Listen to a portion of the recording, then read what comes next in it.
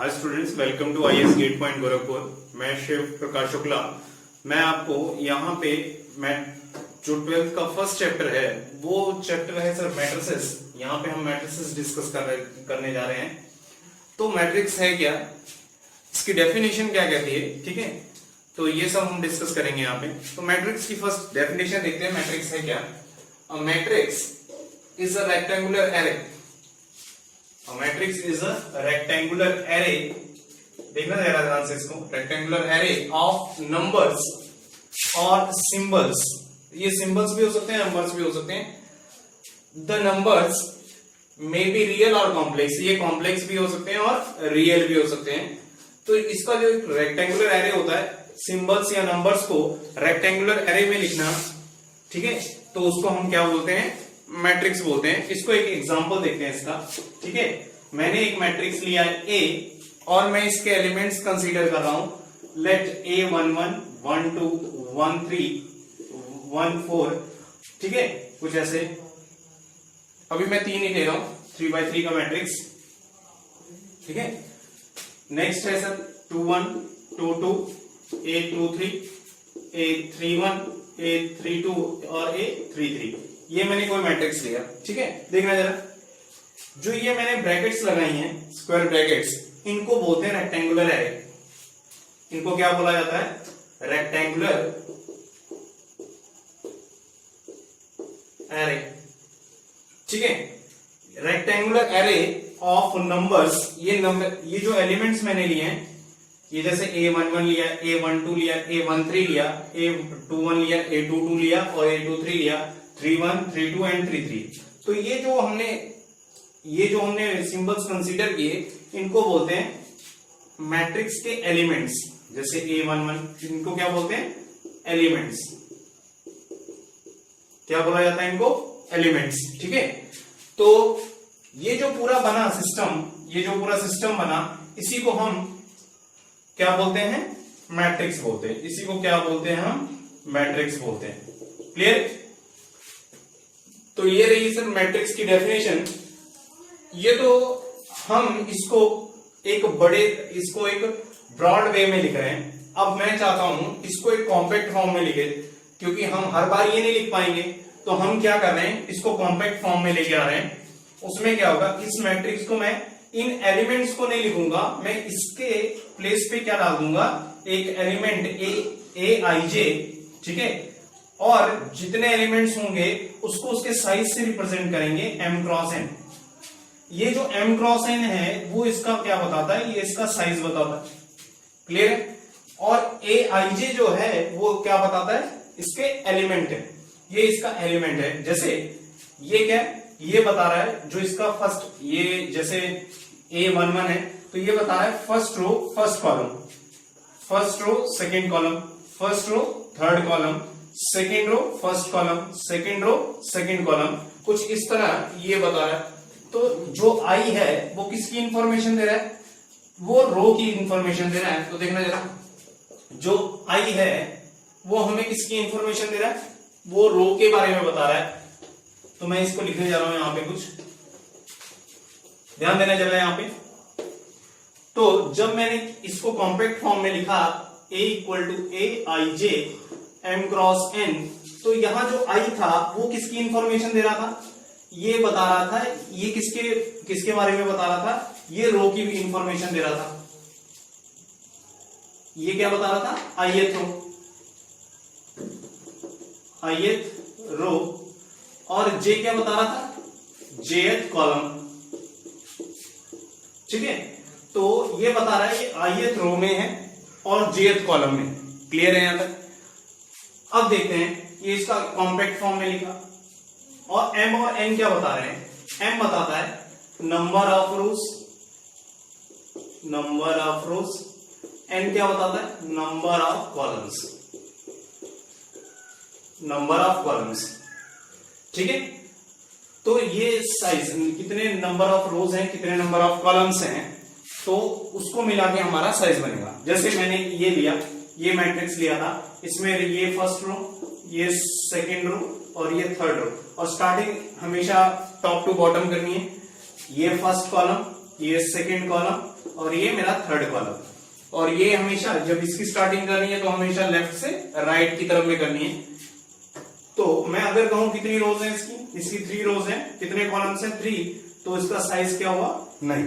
ठीक है, इसको ऐसे भी पढ़ सकते हैं 3 इंटू 3 का मैट्रिक्स है या 3/3 का मैट्रिक्स है। ठीक है, तो ये इसका साइज के बारे में क्लियर है यहां तक। ठीक है, क्लियर है।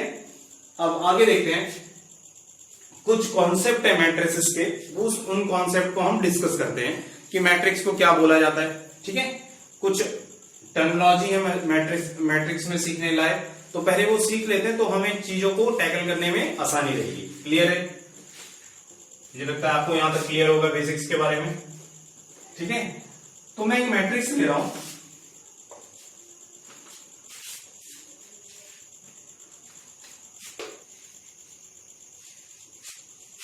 सम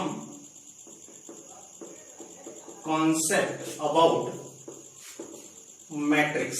मैट्रिक्स से रिलेटेड कुछ कॉन्सेप्ट हैं, उसको मैं डिस्कस करने जा रहा हूं। ठीक है, तो मैं यहां एक सिंपल मैट्रिक्स कंसीडर कर रहा हूं, A11 A12 A13 A21 A22 A23 A31 A32 और A33।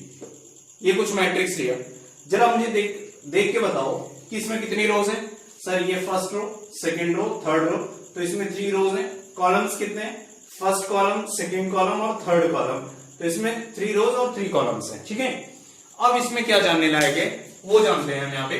क्लियर, तो देखना जरा, जब ये मैट्रिक्स हम लेते हैं, जब मैट्रिक्स लेते हैं तो सर ये कुछ भी हो सकता है साइज। ठीक है, जब रोज और कॉलम्स इक्वल होंगे तो डायगोनल क्रिएट होगा। जब रोज और कॉलम्स मतलब नंबर ऑफ रोज और नंबर ऑफ कॉलम्स इक्वल होंगे तो डायगोनल क्रिएट होगा। तो इसका 2 डायगोनल बन रहे हैं सर, एक तो ये बन रहा है, ध्यान से देखना जरा, एक तो ये बन रहा है ऊपर से नीचे की तरफ आ रहा है। ठीक है, एक ये बन रहा है, ये वाला। ये जो डायगोनल है जो ऊपर से नीचे की तरफ आता है इसको बोलते हैं main diagonal. Main diagonal, clear है यहां तक, मेन डायगोनल। और इसको प्रिंसिपल डायगोनल भी बोलते हैं, प्रिंसिपल डायगोनल। क्लियर है, ठीक है। अब जो ये प्रिंसिपल डायगोनल, इसकी हमें कभी बात भी नहीं करनी है पूरे मैट्रिक्स में, इस वाले डायगोनल की। ठीक है, तो ये जो डायगोनल के ऊपर एलिमेंट होंगे, ये जो डायगोनल है इसके ऊपर जो एलिमेंट्स होंगे उनको क्या बोलेंगे, ऑन डायगोनल एलिमेंट्स। तो जो ये एलिमेंट्स हैं जैसे A11, A22, A33, इनको कहेंगे on diagonal elements. Sir on diagonal elements है तो जो बाकी बचे क्या होंगे, वो डायगोनल पे नहीं है, डायगोनल से हटके हैं, तो उसको क्या बोलेंगे, इन दोनों को बोलेंगे ऑफ डायगोनल एलिमेंट्स। ये जो एलिमेंट्स जो बाकी बचे हैं, ये जो ऊपर वाले हैं, इनको क्या बोलेंगे, ऑफ डायगोनल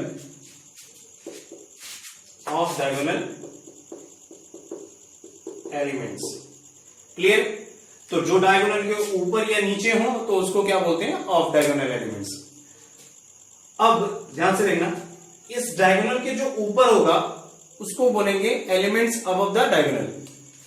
ये जो एलिमेंट्स हैं, ये इस एलिमेंट्स की बात कर रहा हूं, ये क्या है, एलिमेंट्स अबव डायगोनल। ठीक है, अगर मैं कहूं सर इन जो इसमें जो एलिमेंट्स हैं उनको ज्वाइन करो, जब जहां पे भी एलिमेंट्स पड़े हैं उन पे डॉट लगाओ और इसको ज्वाइन करो तो एक ट्राइंगल क्रिएट हो। ये देखना ट्राइंगल नीचे की तरफ है, तो इसको बिलो द डायगोनल, इसकी वजह से नहीं कहते, बस याद करने का एक तरीका है। तो जो ये एलिमेंट्स हैं, जो एलिमेंट्स अबव द डायगोनल होंगे उनको बोलते हैं लोअर ट्राइंगुलर एलिमेंट्स और लोअर ट्राइंगुलर एलिमेंट्स। ठीक है, लोअर ट्राइंगुलर एलिमेंट्स बोलेंगे। और ये जो मैट्रिक्स है,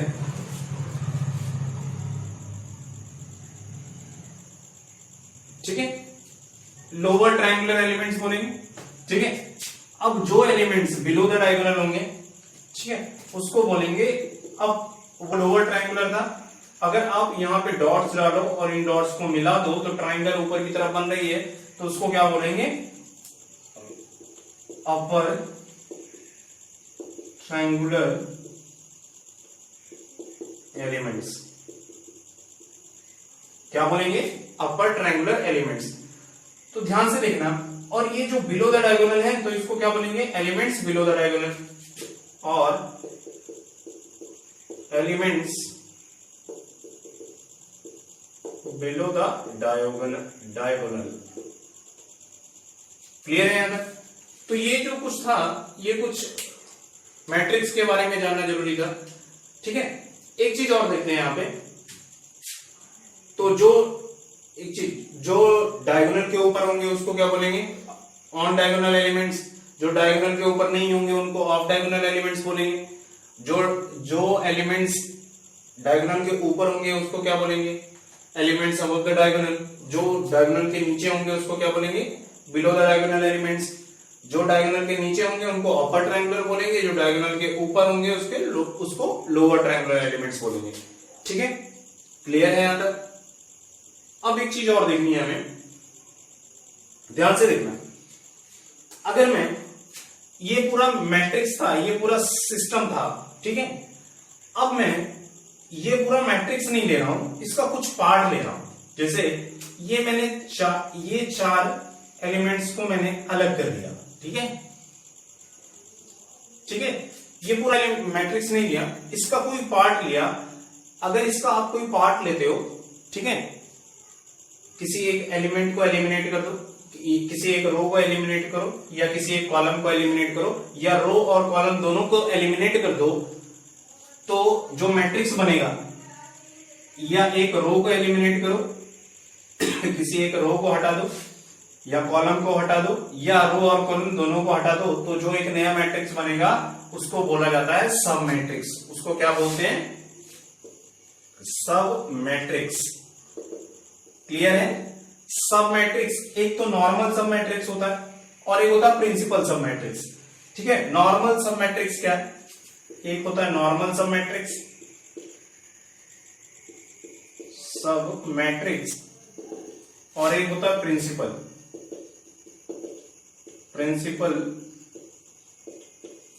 सब मैट्रिक्स। नॉर्मल सब मैट्रिक्स क्या होगा, अगर आप कोई मैट्रिक्स लेते हो, उसकी किसी एक कॉलम को या किसी एक रो को एलिमिनेट कर दो, या रो और कॉलम दोनों को एलिमिनेट कर दो, तो जो नया मैट्रिक्स बनेगा उसको क्या बोलेंगे, नॉर्मल सब मैट्रिक्स। वो प्रिंसिपल कब होगा, ठीक है, अगर हम एक ये वाला सब मैट्रिक्स में ले रहा हूं, ठीक है, मैं इसको रब कर सकता हूं। मैंने ये सब मैट्रिक्स लिया कुछ ए डैश करके, ये सब मैट्रिक्स है मेरा A11, A12, 21, 22, ये कोई सब मैट्रिक्स है। क्लियर है यहां तक? ठीक है, अगर ये मैं सब मैट्रिक्स ले रहा हूं, अब ध्यान से देखना, जो हमारा ओरिजिनल मैट्रिक्स था उसके डायगोनल एलिमेंट्स क्या थे, A11, A22, A33। अब इसके डायगोनल एलिमेंट्स क्या है, A11, A22। जो पहले वाले के डायगोनल एलिमेंट्स थे उसके और इसके डायगोनल एलिमेंट्स सेम है, सिर्फ क्या है, एक इसका फर्क है, ठीक है। तो अगर जो सब मैट्रिक्स आपने लिया है उसका और हमारा जो ओरिजिनल मैट्रिक्स था उसके डायगोनल एलिमेंट्स अगर सेम होते हैं तो उसको बोला जाता है प्रिंसिपल सब मैट्रिक्स। क्या बोलते हैं, प्रिंसिपल सब मैट्रिक्स।